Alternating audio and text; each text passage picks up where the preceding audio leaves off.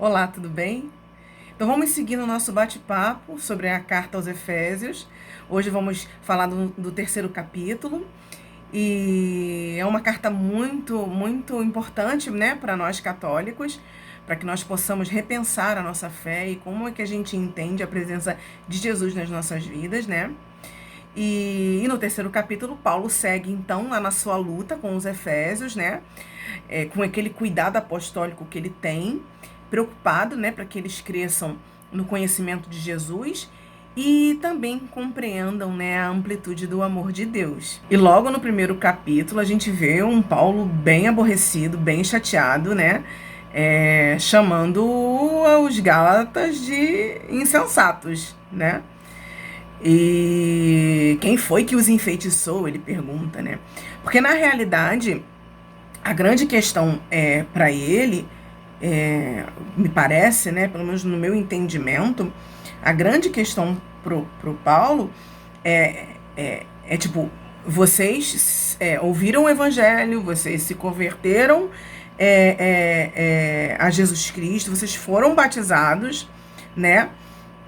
E vocês, enfim, a partir da fé, vocês tiveram a possibilidade, né, de experimentar, né, na própria vida o dom do Espírito Santo, né?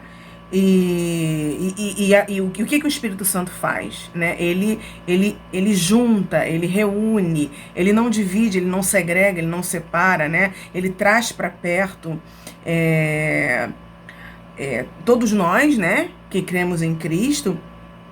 E ele nos reúne, né? Nos faz colaborar entre si, nos faz crescer, né?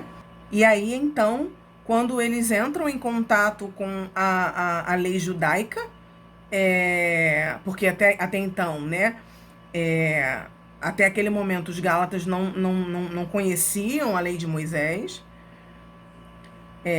E aí Paulo começa a questionar. Então, tipo, é, depois que vocês conheceram tudo isso de Jesus, então, tipo, para que vai servir você, então, circuncidar-se nesse momento, né? E observar a lei e praticar aquelas leis e aquelas regras, né? O que mais vocês podem receber do que o Espírito Santo no batismo, né?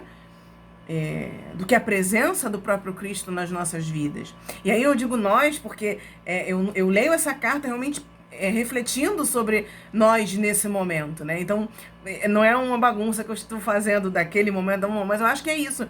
É você ler isso refletindo sobre o seu estar no mundo, sobre como é que funciona isso dentro da gente. E aí eu penso isso, né? Assim, a gente recebe o batismo, a gente a gente tem uma fé é, é, é, em Jesus Cristo e a gente vai se afiliar e se associar a outras coisas, a outros tipos de rito também. Isso é uma coisa que eu fico pensando quando eu leio essa carta, né? Que fé então é essa que você professa? Que tipo de fé é essa que você abraçou, escolheu servir, né? É uma pergunta que acho que a gente precisa se fazer também quando lê essa carta, né? Então, no caso, para Paulo, essa atitude fazia com que eles estivessem voltando atrás. Né? Então, vocês receberam o batismo, se converteram a Jesus Cristo, foram batizados e agora vocês querem circuncidar-se, entendeu? E seguir uma lei que, tipo, não faz sentido, né? Isso. Vocês estão voltando para trás.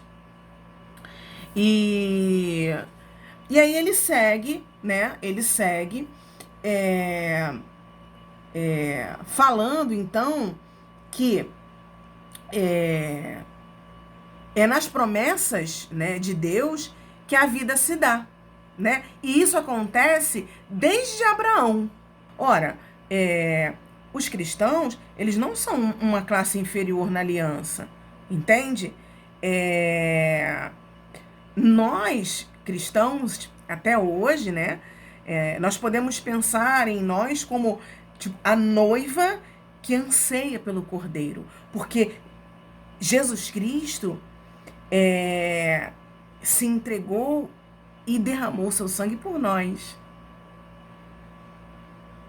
Então, a nossa herança é uma herança de uma promessa que foi feita para Abraão, diretamente a Abraão, e não pela via da lei, quer dizer, e não através da lei. Diz aqui, né? Somente aqueles que têm fé são filhos de Abraão. Aí ele fala mais embaixo um pouquinho. Portanto, aqueles que têm fé são os abençoados junto com Abraão, que acreditou. E lá no versículo 16, ele fala assim: ora, as promessas foram feitas a Abraão e ao seu descendente. A Escritura não diz no plural e aos descendentes, mas no singular, ao seu descendente, isto é, a Cristo, né? E aí ele fala: o que eu quero dizer é o seguinte: Deus firmou um testamento de modo legítimo. A lei que veio 430 anos mais tarde não pode invalidar esse testamento, anulando assim sua promessa. De fato, se é através da lei que se recebe a herança, já não é mediante a promessa. Ora, foi por meio de uma promessa que Deus concedeu sua graça a Abraão. E aí ele diz lá no versículo 23: antes que chegasse a fé, a lei tomava conta de nós, à espera da fé que devia ser revelada, né? E aí ele diz aqui no versículo 25, algo que é muito importante, que eu acho que talvez seja isso que ficou marcado em mim na leitura desse terceiro capítulo. Ele diz assim: chegada a fé, já não estamos sob os cuidados de um pedagogo. E aí, no caso, pedagogo seria sinônimo aqui de um escravo severo, né? É o que diz aqui na nota de rodapé, né? Ele tinha como tarefa vigiar, admoestar e castigar o comportamento das crianças de uma família. Então, isso que seria o pedagogo nesse contexto, né? De fato, vocês todos são filhos de Deus pela fé em Jesus Cristo, pois todos vocês que foram batizados em Cristo se revestiram de Cristo.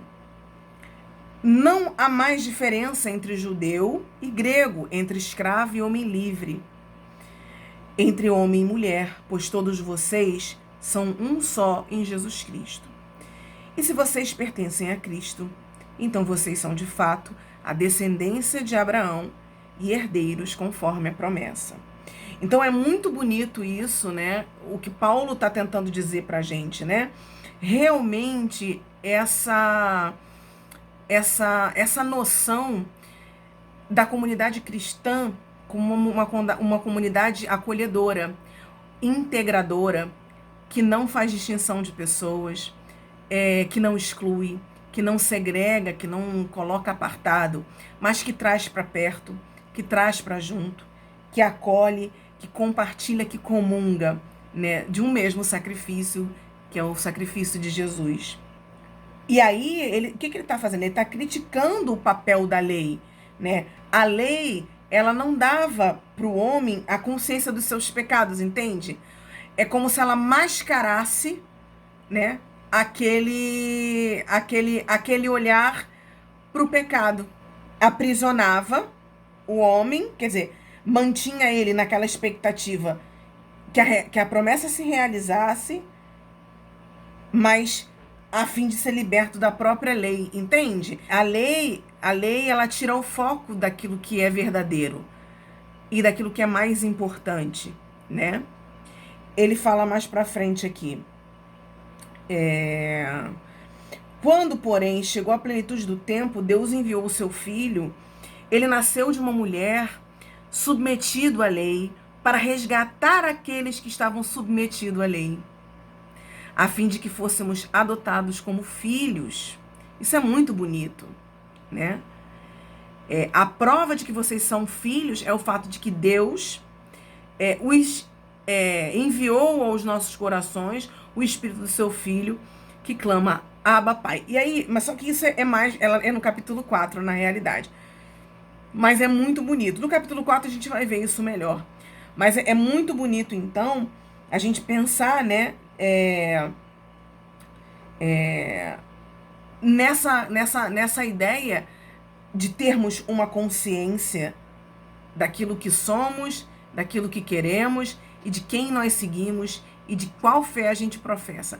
Paulo, ele chama o tempo inteiro a gente para essa consciência de quem somos nós, no que a gente acredita, quem a gente segue. Isso faz muito mais diferença quando é feito de maneira. Quando você sabe quem você é, quando você sabe que fé você professa, você sabe quem você segue, faz muito mais diferença do que muitas vezes a gente ficar preso a determinadas ações mecânicas, entende? Eu faço muito essa leitura, assim. A gente tem que ter muito cuidado com aquilo que a gente professa apenas da boca para fora. É isso que ele está falando, né? Não é palavra, não é o que se fala, mas é como se age, né? É como se vive, é aquilo que você traz no seu coração, né? É como se Jesus Cristo dentro de nós, ele transbordasse a fé em Jesus Cristo, né? A fé nos sacramentos, e não apenas o sacramento pelo sacramento, mas o verdadeiro entendimento de tudo aquilo que nós experienciamos como cristãos católicos, e a fé que a gente coloca nisso é que faz muito mais sentido do que, de fato, apenas o próprio rito, né? Então é isso, minha gente, que eu queria compartilhar com vocês hoje. Na semana que vem eu estarei de volta com o capítulo 4 e a gente vai falar mais sobre essa vida adulta em Jesus Cristo, né? Que é isso que Paulo diz, né? Aprisionar-se às leis é como se nós permanecêssemos crianças na fé. Então, no capítulo 4, a gente vai falar um pouco mais sobre esse amadurecimento, sobre esse ser adulto em Cristo Jesus, tá bom? Um beijo para vocês e a gente se vê. Tchau!